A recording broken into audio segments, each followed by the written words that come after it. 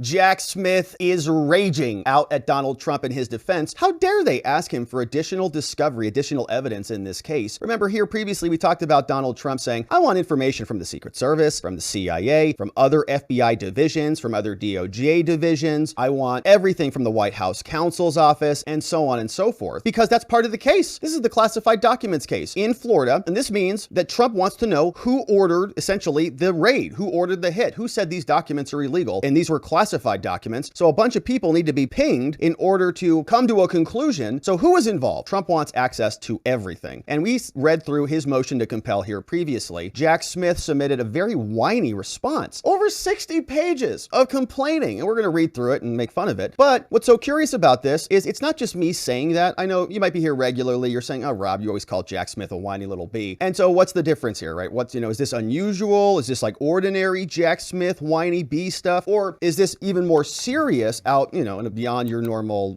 routine here? Turns out I'm not alone. It's not me just saying this. Politico even says, this whole thing's kind of weird. It kind of sounds like he's throwing a fit. Here is what they wrote. This is their article, and they're not fans of Trump. They're no defenders of Trump. So I'll just give you a little, background so you can see we're not alone in this. It says special counsel talking about this filing mounts a forceful and unusual defense of Trump and the classified documents case. The routine filing, which is not that big of a deal. We read through Trump's filing here, which wasn't a ranty screed at all, which is like, here's our arguments. Here are the facts. This is why we're entitled to this stuff, blah, blah, blah. Thank you, judge. Please make a ruling. But this is a public rebuttal of, quote, misimpressions that were allegedly fooled by Donald Trump. It's like, what? Methink the lady doth protest too much, sir. Special counsel, he filed a routine page at 68 pages, mine 67. But he said it's necessary to set the record straight. And what followed, according to Politico, was a lengthy recitation of the events that led them to suspect that Trump had classified documents. Now, the approach taken in legal briefs, they say, is somewhat unusual for the DOJ. Though the filing was submitted to Eileen Cannon, at times it sounded like an opening argument to a jury that Trump could face in the future. Now, it's unclear whether the, quote, misimpressions from Jack say that they're trying to correct or ones they fear that Cannon could believe, but the substance was aimed at countering the demands by Trump and his two co-defendants. And as we've already read through here, they want access to everything, right? Biden administration, Secret Service, CIA, everybody else. So that is the backdrop there, right? Even Politico's like, a little bit weird. What's Jack Smith up to here? Strange fella. But of course we know that because he's a deranged thug. But this is the government's response, Jack Smith objecting to Donald Trump's motion to compel, saying you don't need any additional discovery, Trump. You have everything that you've got, you need to get, and you're not entitled to one bit more. And so here it is, 67 pagers out of West Palm Beach in Florida. Let's dive right into it. Like, we're going to read the first part of this, and it's just kind of a big rant. Okay, here's our government prosecutors at work here. They say, all right, Judge Cannon in Florida. And I personally think that they're a little panicky. They've got this problem with this immunity case that has not come back down from the DC Circuit Court of Appeals. They are pleading to get that done quickly so they can get this trial back on track. Florida case is not looking like that's going to happen anytime soon. And now Trump has a good point, right? All of this discovery is necessary. They say, no, it's not. And they're outraged. They say, all right, Judge, Donald Trump has received substantial and timely and thorough discovery in this case. He doesn't need it anymore. By early September of last year, the government had already given Trump and the co-defendants over 1.28 million pages. That's a lot of unclassified discovery and all of the CCTV footage that they got in the investigation. But remember, Trump's team can't watch it. They're like, we can't play anything, okay? They got it, they compressed it, they put it into some proprietary government,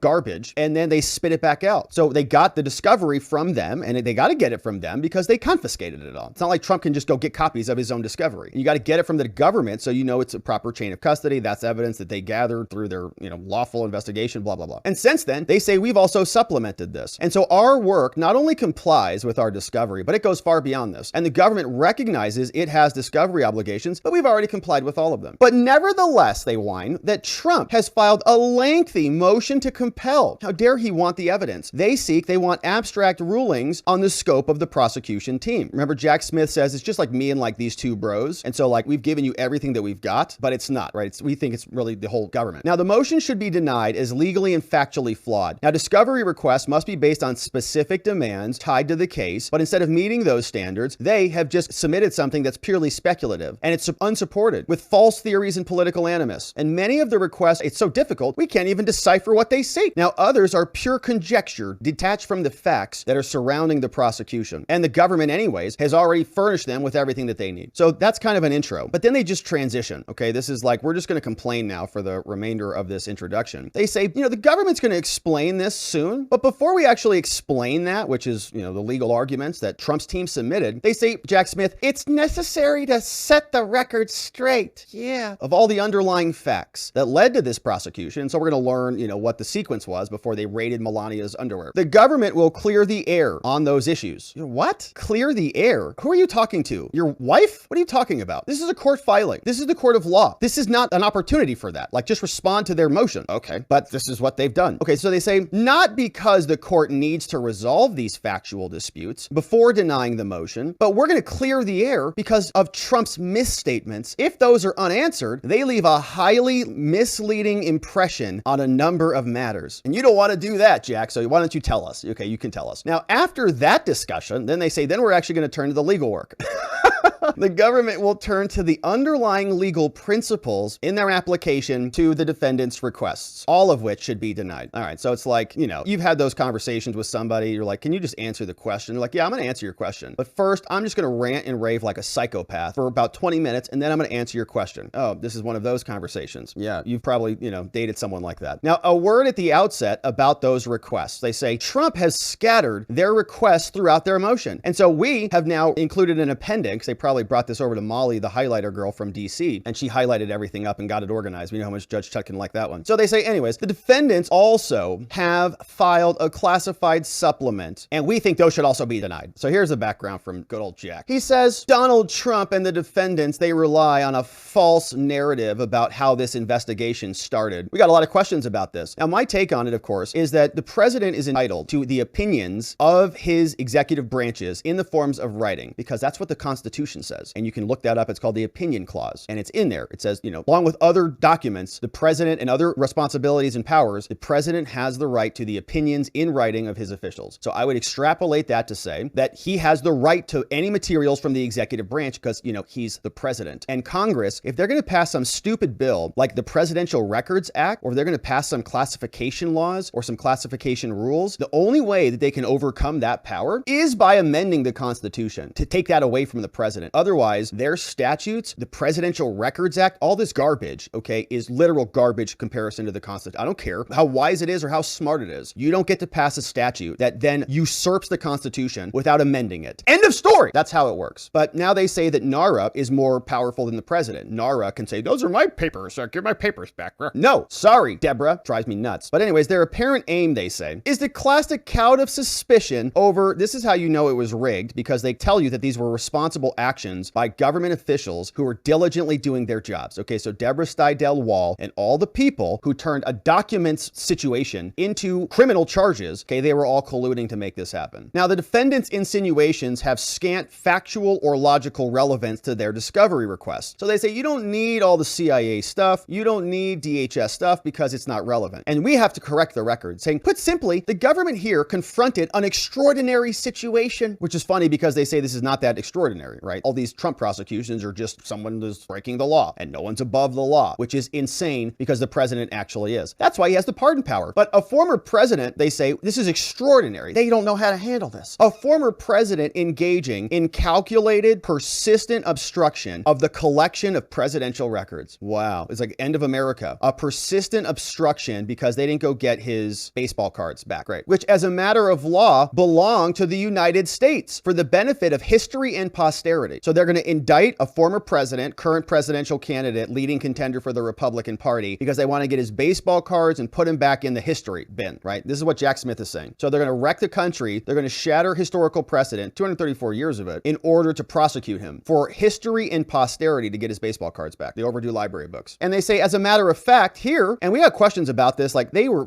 flipping out before they even knew about classified documents, I think, but we're going to see what they say happened here. Then they went to go get the boxes back, the baseball cards, and there were highly classified documents in there that contained some of the nation's most sensitive information. Oh, I'm sure. Now, the law required those documents be collected. And my question is, what law? Were those congressional statutes? Were those Congress? Did Congress pass those things? Were they constitutional amendments? Because I'm not aware of one. If there is, then I'll readily concede. Documents are, I guess, whatever Congress said in the statutes or whatever the amendment says. But that has not happened. And this is new, right? Okay, no president has had to address this before because no government prosecutor has been insane enough to go after them. But that's what happens when you're dealing with Trump. They'll pull out all the stops if they can. So they say the record establishes that relevant government officials performed their tasks, and they did it with professionalism and patience as well, in the face of unprecedented defiance from Trump because he had his documents. So to develop its counter narrative, they say that Donald Trump and the defense, they cherry pick exhibits and they selectively quote from documents. But selective quotations coupled with speculative leaps do not make genuine factual disputes. And we're getting into some redacted territory here. You know how much we hate that. But they say much less, contrary to their claims, we don't need an evidentiary hearing on this, Judge Cannon. Please don't make us come back here. The storyline that Trump seeks to develop is contradicted by the full text of the documents, and the account that follows corrects the misimpressions. He's setting the record straight. I'm not going to be talked to that way. Okay, Jack. So here is what they say the background is. It's the removal of presidential records. What's so fun about this is they cite the U.S. Code, right? U.S. Code right there. Again, is that an amendment? I don't think so. The genesis of this case dates not to May 2021, where they say it begins, but to the tail end of the Trump administration itself, at the conclusion of which the archivist was to assume all the presidential records from the administration. All right. So it's like about baseball cards. I'm not joking. We're going to see it's about letters and stuff. All right. It's pathetic. So then they redact this whole paragraph and they cite the U.S. Code saying, oh, it's U.S. Code. So that's the law that Congress passed. And I say, okay, well, that's nice that all presidents have complied with this presidential records crap. But if a president doesn't want to do that, Congress cannot usurp their right to their opinions in writing, as the Constitution says. So we get a redacted thing and probably something about this person had some concerns about whatever. Based on discussions during the administration, Worm Official 1, White House Office of something, believed there were 24 boxes at the White House residence. Now they say here, another U.S. code, the United States shall reserve and retain complete ownership of the presidential records. Under the law, NARA's task was to retrieve them. So NARA has an obligation under the law. They have to go get it, or else their library books are going to be overdue. No discretion at all. The laws are the law. No one's above it. So then NARA communicated about the missing records. They said, we're missing some baseball cards. After circulating a draft letter within NARA about the records, NARA wrote to Trump's representatives. The letter expressed concern. We're worried. We cannot account for the records, and we need your immediate assistance. As they're all setting this up, they're going to get Trump on a process crime or a paperwork crime. So these missing records included several prominent documents. Oh no. Like what? What do they need to wreck the fabric of the country for just to make a point? Guess what one letter was? Oh, it's a letter that former President Obama had left for Trump in the Resolute desk. That's it? That's the big concern that we're all worried about here? White House Office of Records Management. Worm. Yeah, they're worms for this one. So the Resolute desk. Okay, Obama leaves the letter. You've seen this tradition. Everyone leaves a letter for the incoming guy. Trump said, that's my letter. He wrote a letter to me. I'm the president. That's me. And the letter Trump received from North Korean President Kim Jong-un. Another letter. And a poster board showing that the path of Hurricane Dorian that Trump had used during a televised briefing. Those are letters. Are those even classified records like at all? Like, is that even within, I would say that's just a personal letter. So why can't Trump just take that, right? Here's another letter, personal letter, that Trump got from Kim Jong-un. Wow, national security, we're all gonna die. Trump took a letter, a poster board showing the path of Hurricane Dorian. The letter also noted, so NARA's flipping out, right? They're sending this letter. We need immediate assistance. We cannot account for Obama's letter to you. So they're freaking out, right? These are government bureaucrats. They're having a meltdown. And they say there are 24 boxes that were never transferred back to our library. Trump took his baseball cards with him. And so a month elapsed, right? They're all panicking. This is Jack Smith admitting this. This is not Trump's writing this. What? Letters? This? A month elapsed without progress on the missing boxes. And the archivist, after a month, he sent an email. He said, I'm out of patience on June 9th. Now, the PRA, the Presidential Records Act, permits a president to designate representatives. Trump appointed 6 representatives, 5 were attorneys, and they were not, given the PRA representatives' delay and their vague assurances that we're going to resolve this soon, that was an understandable reaction to the foot dragging that prevented NARA from fulfilling its statutory duties, okay? So some whack job bureaucrat, and I still want to know who this was, the leading archivist. I'm out of patience. Trump won't give us the Obama letter back. So we have a statutory duty. Okay, their lives are so meaningless. It's like they have to get their books back. Okay. As NARA attempted to carry out its responsibilities, which this is, every time they say this, it's kind of like, it's really like, that's like their biggest problem right now is to go track down stuff from Trump. Now, it was unaware that scores of boxes will remain unsecured and that those boxes contain classified documents. So then a bunch of Trump representatives corresponded with NARA and they never resolved any of NARA's concerns. They say, we want those boxes back. They say, you can't have them. Those are my documents. They're not even any, that's a letter from Obama to me. Get bent. Not even a government document. All right. It's a personal letter. Get out of here. Now, by the end of June 2021, NARA still had received no update on the boxes. So they're pounding the door. Those are our letters. We love Obama. You don't get to keep that, which I think most of this is probably spite. Like, you don't get to keep that. That's not yours, right? Think about what the conversation is with these archivists. He has no right to do that. And they're sitting around and the law says that we can do it and he can, and they're just, finding ways to go get him. So then they inform the representatives that the archivists, so it informed Trump representatives that the archivists had directed personnel to go to the DOJ by the end of June. We haven't gotten our letters back. So NARA refers it to the DOJ and they say this is necessary when we're unable to obtain the return of improperly removed government records that belong in our custody. They're our baseball cards. You don't get to keep Obama's letter. That's ours. And they want to keep it,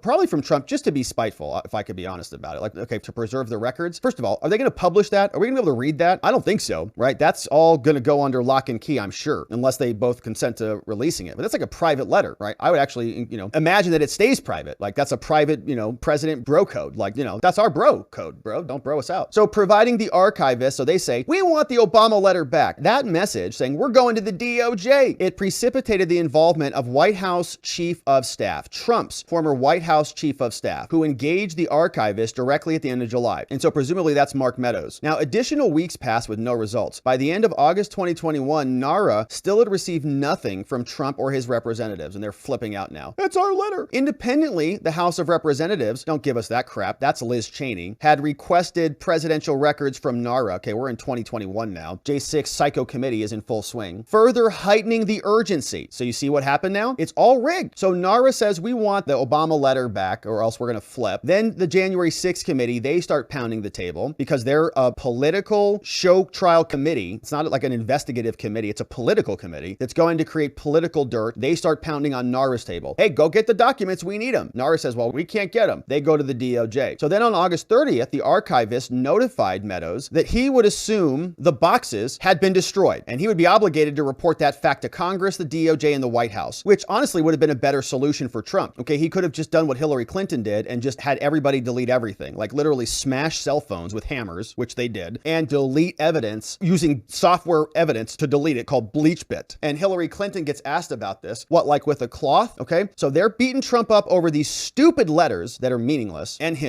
then they've turned this over. We're gonna have to get everybody involved, FBI, DOJ, and the White House. Okay, we have to tell them. Meanwhile, Liz Cheney's pounding on their door. Now, the former chief of staff promptly requested a phone call with the archivist. He's like, hey, stop being a lunatic. So apparently there was a phone call. So the formal and limited involvement of the White House counsel's office. How about that, Jack? Hey, Jack, why'd you redact this section, huh? All the rest of this we can read, but the one section that we got concerns about. So archivist is now being pressed by Liz Cheney and the White House counsel now gets involved. We don't know why. What brought them in? So someone notified them here, all redacted. Who notified the White House counsel and what did they do? And don't tell me it's limited involvement. There's a full paragraph redacted. So then Sue was subsequently included in correspondence with Trump's representatives and NARA. Now, Exhibit 6, but not for any nefarious reasons. So why was White House counsel Sue jumping in? He just did it to help, not for any nefarious reason. Trump says it's because he's from the White House. No. Rather, they say before his call with Mark Meadows, Worm Official 1 wanted to review the notes that he took during the Trump administration on the missing records. So it's just like a notes. These notes had become records and in NARA's view, required the notification to Trump or one of his representatives before Worm Official 1 could see them. So any doubt about the reason for Sue's involvement is resolved by an email. There's nothing nefarious here. In early September, a Trump representative who has served as the deputy White House counsel proposed to NARA the idea of a conference call with the Worm officials, the records people, Trump's former chief of staff and others about the missing boxes. Now, as NARA wrote at the time, he and Trump both understood that they would have to coordinate with the White House counsel regarding any involvement of Worm Official 1, the records person. Accordingly, the NARA official then spoke with Jonathan Sue, deputy counsel to the president, to let him know about this. So then Sue reached out to Trump and set up the call. At no point did anyone suggest that this was proper in any way. And again,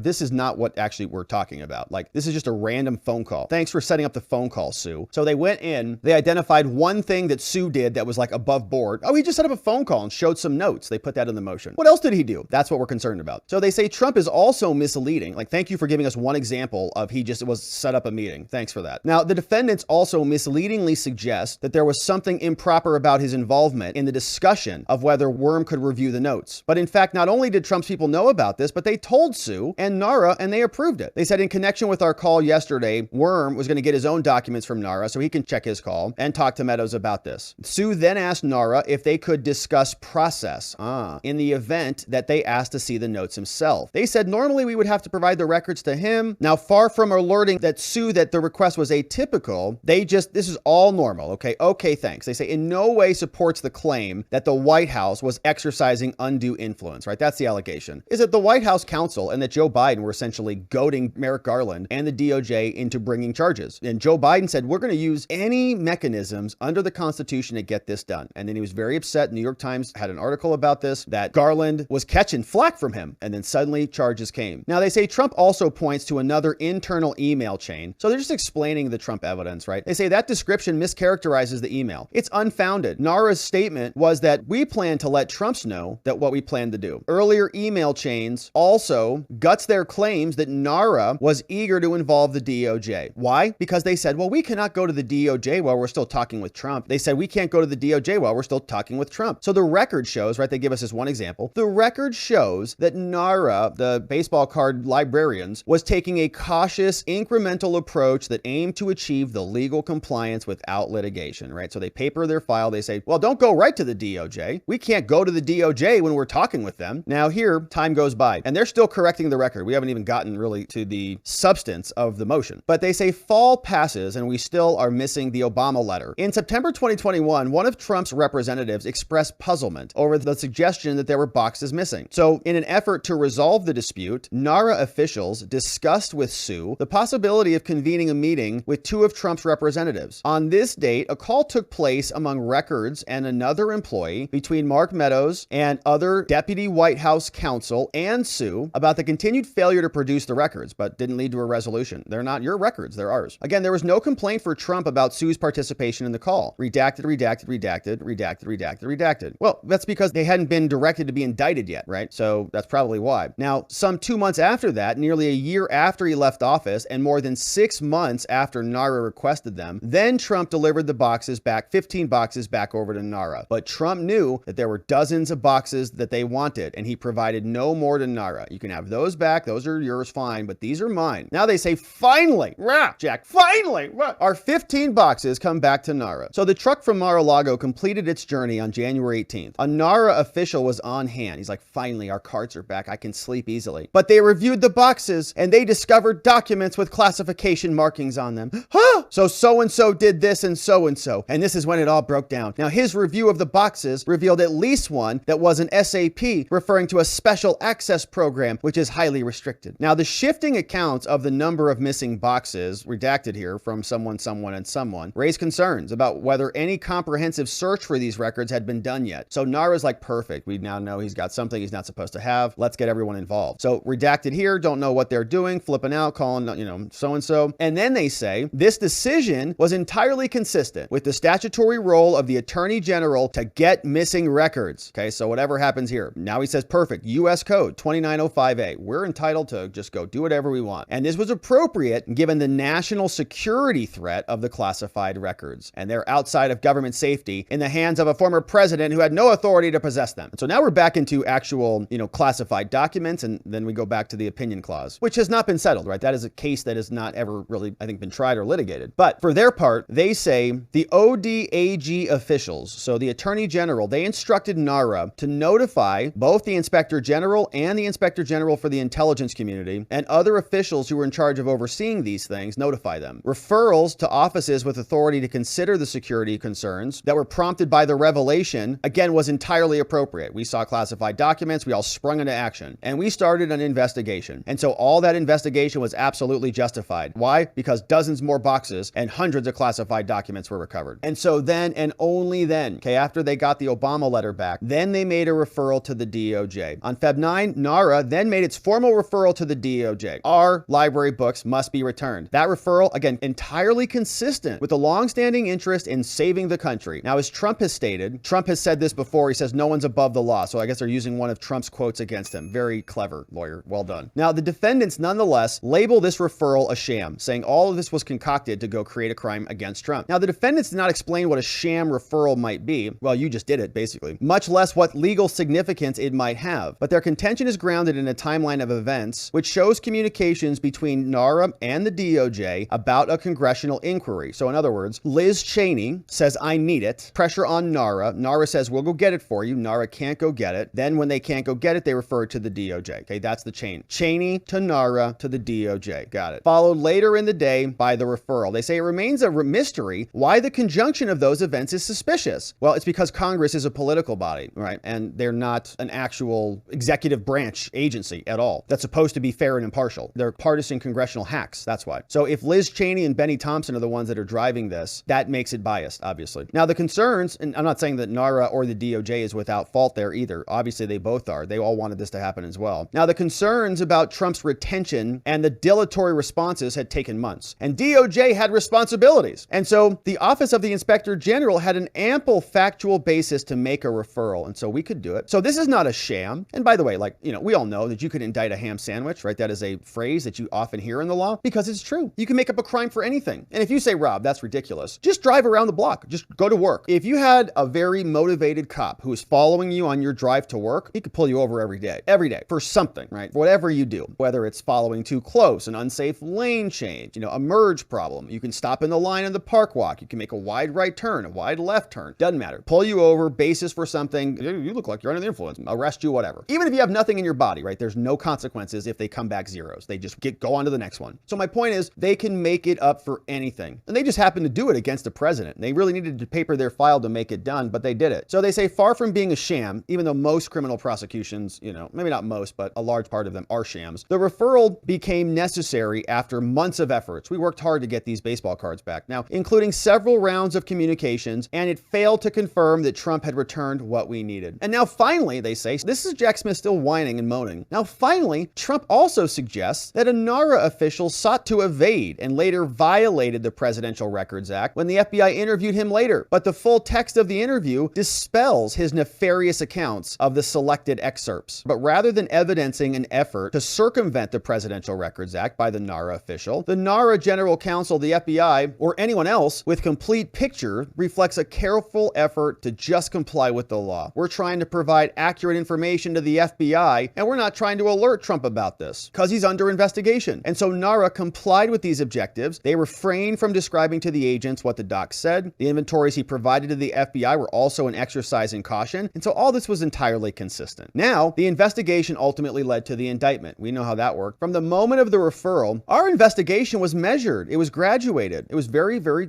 simple. Each investigative step revealed facts confirming the suspicions or the concerns that prompted it. Now, in light of NARA's discovery of more than 180 documents that had been stored at Mar-a-Lago prior to their transfer to NARA, the DOJ understandably sought to ensure that there were no additional classified materials there. So on May 11, 2022, a grand jury issued a subpoena to Trump, sought the documents with the classification markings. Trump responded on subpoena. They turned over to the FBI 38 additional documents confirming what other evidence had suggested, that the prior production was incomplete. And then they got more documents back. So then the FBI agents visited, right? They went there. FBI agents noted surveillance cameras when they went and showed up there. And this is all part of the investigation, right? Like Trump's compliance here, I think is they're actually actively investigating him, right? It's almost like a drug buy, like literally. You want to buy drugs a couple times. And the first buy, you don't want to bust him, the undercover guy. First buy, you don't bust him on that because you want to know where he's getting them from. 38 documents. Oh, perfect. Let's just keep him going. Trump thinks he's still negotiating with them. So he invites him back over to Mar-a-Lago. Everything's secure. He had a skiff there, but he showed him the storage room, including where other classified documents were. In June, the grand jury issued a subpoena then for camera footage. Now, a review of the footage, combined with other information obtained during the investigation, revealed that Walt, acting in Trump's direction, moved 64 boxes from the room to another room and then moved boxes back around. We know that story. Now, at that point, the government had evidence saying that there was a deliberate effort to conceal boxes from Trump's lawyer's search. And that's actually their interpretation of that, right? There are some people saying, and I think Trump's defense is saying, that they're moving the boxes around so the lawyers can see them and so that Trump can see them, right? Trump is reviewing them and then,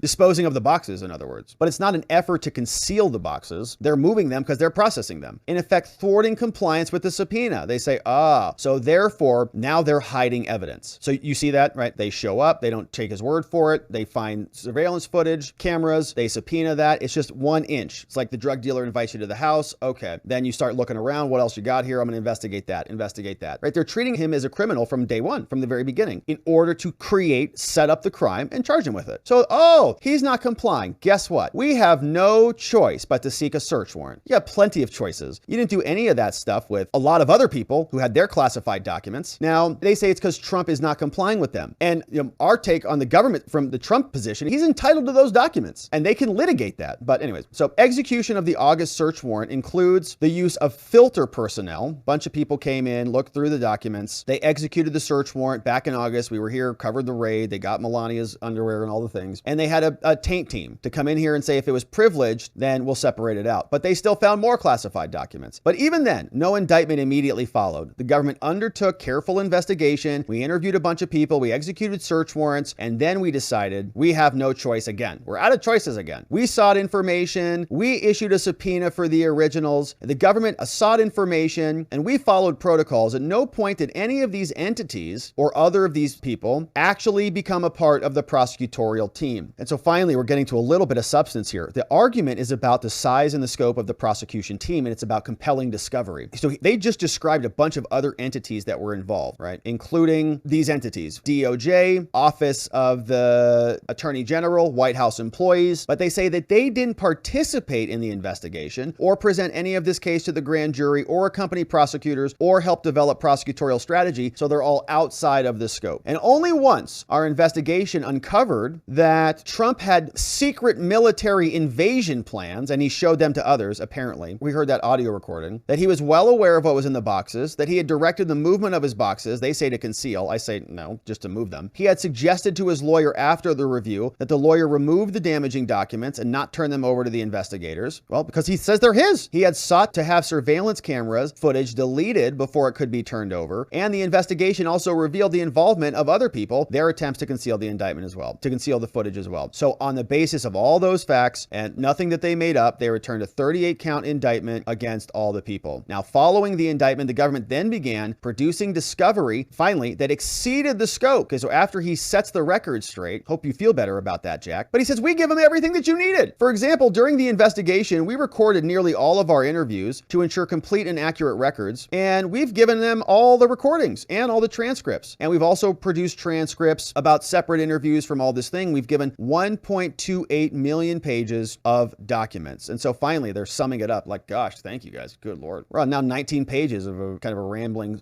screed there. We did everything right. Summing up, as the exhibits and an accurate timeline attest, Trump's narrative overlooks the fact that various federal agencies confronted and appropriately responded to an extraordinary situation, resulting entirely from Trump's conduct. NARA first sought over a protracted period to get the documents back, and Trump was dilatory. We attempted to carry out these things, but these documents were in ballrooms, in bathrooms, and other locations. NARA rightly involved other government agencies, and we want the discovery from those agencies that had equities and authorities that it did not. So they went and got it. The White House counsel's office, they became involved because of the need to consult its personnel about missing Trump presidential records. That's the only reason the White House got involved. It's like, well, you're at the White House and we need to talk to somebody at the White House. Did you check the closet back there? Yeah, go look in there right now. Are there any boxes? No, in the back. It's deep, like in the back. Move the coats aside. Yeah, back there, up there. See any boxes in there? Oh, okay. That's it. That's the only conversation with the White House. Everything else is just normal. Yeah, right. Now, the DOJ also became involved because the Attorney General's authority to retrieve the records was all warranted, all well outside. So other people were needed to be brought in to go do the things in order to indict him, which is a lot of work. Like, it's a lot to bring all these people together. They really were motivated. And the intelligence community, they became relevant because once we knew it was classified, then we knew, oh, it's classified. We better talk to the intelligence agencies. So none of this is surprising. None of it supports the claim that we're entitled to get more discovery. They don't even make that point. They say none of this is politically motivated operatives and none of this is a crusade against President Trump, which to me, it reads exactly like a crusade against Trump. One after another, they're orchestrating a way to ensnare him so that they can charge him with crimes over documents. That started with Obama's letter. So here is their actual argument now. So we're now on page 20 of 67. All of that was really kind of irrelevant to everything we're talking about. If you read through Trump's original motion to compel, which we did here, there was not 20 pages of verbose garbage from Trump's people. They just kind of jumped right into the argument. This is why we need the discovery, because we're criminal defendants in the case. The government has possession of all the materials, due process, and case law supports that. We have a right to see the evidence that when we're accused of crimes. And as you admit here in your own filings, that includes a bunch of people. It includes NARA and all these other agencies because they were all colluding with each other in order to make this happen. So here is finally their argument. It's like, gosh, finally, after your 20 pages. So they're responding to Trump's claims that he needs CIA stuff, he needs Secret Service stuff, he needs more DOJ stuff, he needs more FBI stuff outside of the small teams. And they say he doesn't need any of that. Here, Trump moves to compel us to disclose various things. And they group these into 6 main categories, and we're going to talk about this below. They say each of their discovery requests fails because it cannot be grounded in speculation or conjecture. Most of the motion to compel is devoted to their request for discovery to support their unfounded allegation that this thing is tainted, of course it is, by political bias. And they just spent 20 pages trying to refute that. But still, they seek information that is being held by non-investigatory government entities. They're saying these are just like record-keeping agencies. They didn't do the investigation, and so therefore you're not entitled to this. And also, this stuff is barred by work product and deliberative process doctrines anyway, so you're not getting it. And they say the extensive discovery that we've already given to you is everything that you're entitled to under the law. Trump, you're not permitted to wide-ranging irrelevant discovery. And one additional point they say, Trump, he begins his argument section of their motion with a broad abstract and a request that the court define the prosecution team for discovery purposes. But he does not citing anything to support that request. And the government has already explained that our team is very small, right? The government wants their team to be like 6 people. The prosecution is the special counsel's office, the law enforcement officers of the FBI who are working on this case, some people in the Washington field office, and the Miami field division. That's it. Trump says no. It's CIA, it's DOJ, it's Inspector General, it's NARA, it's everybody else. It's not just those people. It's the rest of the FBI too. Now that definition, they say, is just standard practice. Now their broad brush, undifferentiated approach would sweep the so-called prosecution team into all of the other agencies. It would really expand the size of the hula hoop. And this is wrong factually and legally. And this court should reject them. They say, look, Rule 16 only requires that we actually give them evidence that falls under the rule. They got to be specific about this. It's got to be material to the defense. Brady also talks about evidence within the prosecution's control, right? So they're going to say, we don't control the CIA. We don't control the Secret Service. We can't go in there and get all that stuff. More law here explaining the Brady doctrine and so on. But we're going to get into the actual analysis here as soon as they finish with their copy and pasting. So here is the analysis. They say, now applying all of those principles, they say Trump does not get discovery. Their request to compel us to give all of this to them should be denied in full. Here are the 6 categories, and let's go through them one after another. They say 2 of the categories of information sought should be rejected, specifically any evidence about improper coordination with NARA and the grand jury process. We don't want them to have that information. Why? Simply here, because NARA, the White House, and the intelligence community, none of them are a part of the prosecution, and any items that they may have are not in control of the government, and the government is very narrowly defined for the prosecution here. It's not like technically, yeah, like CIA is the government, but not for the purposes of this case, they're saying. To be clear, their requests are also predicated on a false narrative. They say the investigation and the prosecution of this case have been appropriately driven by the facts and the law, not any form of political bias, which is like, LOL emoji right there. But the question at this juncture is whether Trump has met the standards to get us to be compelled to disclose this material. Now they say here the government has already given everything that we have from NARA, but they still ask us for NARA stuff. They want all notes and everything from NARA, but it's not clear what they even want. They're apparently talking about reports, notes, and communications, but these requests should be denied. NARA is not a part of the prosecution team. Prosecutors here did not and do not exert any authority over them, and NARA is not an agent of the prosecutors. All they did was collect 15 boxes before any criminal event has occurred, and then the DOJ commenced a separate criminal investigation, and NARA was not involved in any of that. One of their requests is to compel the disclosure of 81 documents that were compiled by NARA. They say the government already reviewed those documents, and only 15 of those matter, and so the mistaken claim distorts the innocuous event by saying there's a government-wide scheme to target Trump, and they say, no, there is not. Now, here's the White House as well. We want all the evidence that the White House was communicating with NARA, the National Security Council, the White House Counsel's Office, the White House Office of Records Management, all of those agencies. We want to know what they said. But none of those agencies, they say, played an investigatory role. Maybe they were like sending emails and stuff, but it was all just process. Prosecutors have no authority over the White House or their constituents. They've never served as our agents. No personnel from the NSC, White House Counsel, or ORM participated in any interviews other than as witnesses. They didn't play any role in the prosecutorial strategy. And so therefore, the White House was not and is not a part of the team. And any arguments to the contrary lack merit. It is not a causal relationship, and it conflates communication with coordination. So yeah, even though the White House was talking back and forth with the prosecutors, it was just an investigation, and it was not joint participation, and there was no authority-based relationship, so they're not a part of of this. Same story here. The intelligence community. They say they want the materials from the intelligence community ombudsman, Dr. Barry Zoloff. They say first, like the White House, the intelligence community is not a part of the government. There's no case law to support this idea that he's been victimized by criminal conduct by the government. And here, the IC also played no investigatory role in any of this. Third, prosecutors don't have any control over the CIA or any of these other entities, including the DOD, the CIA, and elsewhere. None of the factors support finding that the IC was part of the prosecution team. Intelligence community members were not under any obligation to share any of this stuff with us. And in other words, it was kind of voluntary. So, nor, they say, are Trump and his team correct that prior government filings conceded they played an integral role. So you could make the argument that, well, somebody needs to come in and verify that it's classified. If it can't be confirmed to be classified, then it's not an illegal document, right? So somebody is going to be a part of that analysis team. Now, in opposing a request for a civil injunction, a declaration filed simply underscored the importance of the FBI working with the intelligence community, but that doesn't mean that they were part of the same prosecution team. So they communicated back and forth with one another, but that doesn't mean that they're part of the team. The role that the IC played at the outset in determining the nature and the scope of the risk did not render them part of the team. So, no, yep, that is classified documents. It is going to, wreck the country or whatever. It's a threat. That's all, which is pretty material to the team, right? The prosecution team, I think, can't really prosecute without that little fact. But they say it's too far removed. But the already produced documents render all these other requests moot, and so the IC is not included. And finally, special counsel, DOJ as well. So we'll conclude here. They say the court should deny Trump's request. We've searched for everything. The defendants assert that the government must search the scattered castles database, which is something that exists. It's a database of security clearances that are maintained by the IC and a similar database maintained by the DOD. They say the government has already searched this and we have no security clearances for Trump. And the government made requests to the DOD and elsewhere. And so security clearances are moot. We already searched for those and we don't have those. Trump does not have security clearances. And so they say the Department of Energy is also not a part of the prosecution team. And you should also deny Trump's request for evidence that were related to securing his facilities. They say they also want evidence about the use of secure facilities at Trump's residences. But the court should deny these requests for two reasons. First, they say in response to grand jury subpoenas, the Secret Service already provided materials to the government which have been produced in discovery, noting among other things, they've already given all this over, guest access procedures, diagrams, maps, and so on. And the government obtained via subpoena email accounts of 3 Secret Service agents, and they talked to the Secret Service people too. In short, the government has already given all the documents, everything that they need. Now, if they want to compel us to do it, this is nothing other than a fishing expedition. Everything we've disclosed is justified, and so deny, deny, deny. Everything that was in Trump's letter, they want denied. Here in conclusion, they say for all the reasons set forth below, deny, and I think they missed a word, conclusion. For all these reasons, the court should defendant's motion to compel in their entirety. Man, don't you hate that? You spend 63 pages writing a rant and you forget to include the key word, which is deny. We'll add that in the red lines. These are government prosecutors, okay? You can't expect too much of them. So deny, okay? The court should deny defendant's motion to compel in their entirety. And that is what Jack Smith sent in. So I think that there is some likelihood that they'll be successful, actually, right? The scope of the prosecution is something that they want to narrow down. So, they want it to be very small, only be required to disclose this information alone. But this is what Trump wants, all of this extra discovery. Now, what's likely to happen here is the judge might split this a little bit. Okay, so this will be no, this will be excluded, but maybe they expand it a little bit so Trump gets a little bit more. We'll see what the judge ultimately does. And Trump will submit a reply to this, by the way, as well. So this is a response. Trump is going to get the final last word. He'll submit a reply and we will see what is inside. But Jack Smith spent a lot of time kind of explaining himself. I mean, he doesn't like the implication that his government agency, his office, is filled with partisan hacks, but they are. In fact, this is what former partisan hacks like Andrew Weissman, still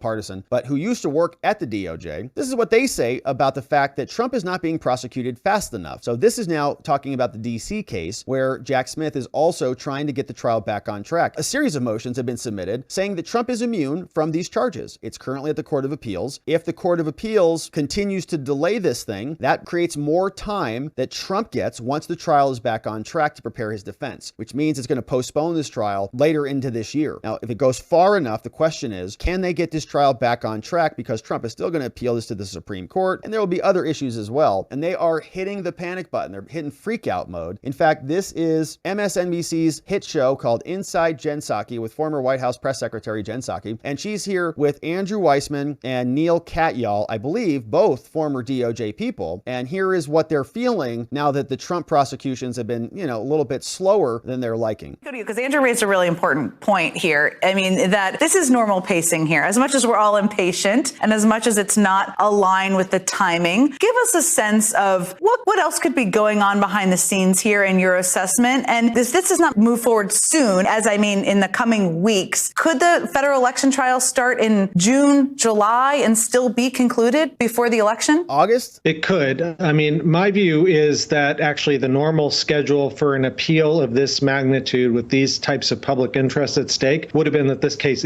would have been decided by now. So I understand like an ordinary garden variety DC circuit appeal, it takes longer, I think an average disposition time of about 6 months. But in a case of this gravity, it should be moving more quickly. Take, for example, when the Court of Appeals in the South reversed the Judge Cannon's decision last year to protect Donald Trump. It took them, I think, 9 days. And so to use your phrase, Jen, at the beginning of this show, I am officially now at the freakout stage. I've resisted that for a long time, but we are now. You don't typically freak out, so that's important. Right. Yeah, no, I think we're now at the point, to use a different legal phrase, justice delayed is justice denied. I mean, I can't imagine a more compelling need for speed than the idea that American citizens deserve to know before the election whether a candidate for office is a felon and an insurrectionist. And it's They need America to know, and they need a Washington, D.C. jury box to tell them, to tell them clearly, Trump is an insurrectionist, and they got to go now. I mean, he doesn't really care about Trump's right as a defendant or things like, the presumption of innocence or due process of law, right? The right to a speedy trial is recognized for the defense, right? The defense doesn't want to be thrown into gulags like the J6ers. But the point is, the general public interest in prosecuting Trump because these guys are salivating, at the jowls on this thing, that's not a real good legal argument. Like, we know you're freaking out, man. I'm freaking out, man. Relax, okay? It's just law, right? Relax. And it's your people who are doing the steering on this. Sorry, it's not going as fast as you'd like. It's even more galling to me because this is an easy case. There is no responsible constitutional scholar who thinks Donald Trump is right, that there's an absolute immunity, that a president can go and order Navy SEAL Team 6 to go murder his political opponent and then go and murder the senators who would try him for impeachment. What kind of a psycho argument is that? Okay, if that happens, the country's in a pretty bad spot, right? If we have half the Senate being taken out, if you have people who are following those orders, right, the country's in the middle of a civil war, and that's like the whole system has failed, Neil. But it's the only real analogy they've got. And if a president orders an unlawful execution, like for example, like when Barack Obama killed American citizens via drone strikes, the Senate really has the opportunity to then impeach them if that is really a problem. And apparently they thought that was okay that Obama killed citizens, whatever. That cannot possibly be right. And Judge Chutkan set a fast schedule here. And I have no idea what the Court of Appeals is doing right now, but I can tell you that I'm really worried that this delay is going to put the trial past June. It's possible that Trump will try and go to the Supreme Court after he loses on the Court of Appeals. Of course he will. That can take months. This is a real problem. Judge Chutkan. This is a real problem. It is a problem for you guys. Do you see, like, they just are now talking about it openly. Like, the whole thing was a political hit, and they needed to get it done before the election so that they could keep him off the ballot, so that they can use this as a cudgel to say he is a convicted insurrectionist. And by the way, right, if they get this done before then, and I personally believe that if Trump goes to trial on this in DC, he'll be convicted. Like, the conviction rate for the J6ers is like 98, 99%, if not more than that. It's just a thing. So he'll be convicted, and then, my friends, that's where the real psychoness begins, because they'll use that conviction, even though it's not a conviction for insurrection. These are all other obstruction charges and free speech crimes, but okay. But that will be the first domino for Crazy Eyes Griswold and Shenna Bellows and others to keep him off the ballot, right? They'll revisit all of the ballot removal cases because many of those were only applicable to the primaries, and they'll come back and they'll relitigate this back during the elections, and it's just going to get spicier by the day. But what I love about that clip is they're freaking out, man. They're freaked out. Like all of their eggs are in these baskets and their cases are crap. Fannie's getting weighted by Nathan. And in Florida, they got classified documents that are probably going to delay that trial. So they are just nervous as can be. It makes me happy. And so we're going to continue to cover this, my friends, no matter where you're watching this. We'd love it if you checked out watcherlodge.com. The links are down in the description below. We got events coming up in February. They're all free for the first 48 hours. So make sure you go sign up, register at watcherlodge.com for our events, because we got a lot of fun stuff cooking over there. And then we'll be back here, of course, to cover all of the Trump prosecutions, all the Trump trials, all the litigation as it unfolds ahead of us. Thank you for subscribing wherever it is you're watching this. Also, you can check out robertgovea.com if you want to access the PDF. Links are in the description below. We're going to cover this and more, and we'll see you back here on the next one.